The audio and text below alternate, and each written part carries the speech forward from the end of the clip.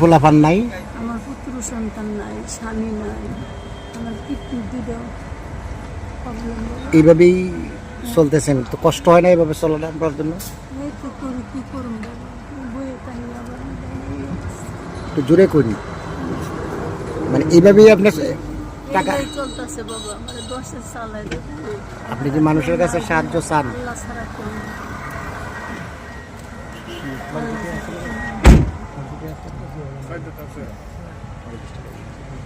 আছে একটা আছে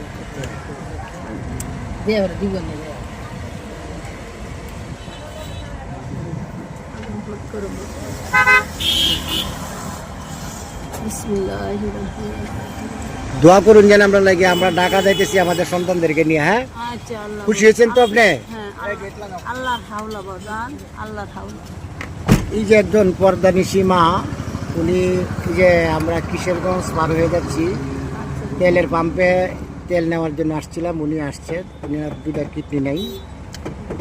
ওনার অবস্থাটা দেখে আমাদের খুবই কষ্ট লাগতেছে এবং খুব খারাপ লাগতেছে। একজন বৃদ্ধ মহিলা রাস্তায়, দেখেন প্রচণ্ড রৌদ্রের মাধ্যমে এই যে বোরকা পরে মানুষের কাছে হাত পাততেছে। আল্লাহ তাআলা যেন ওনাকে সর্বদিক থেকে সহযোগিতা করে।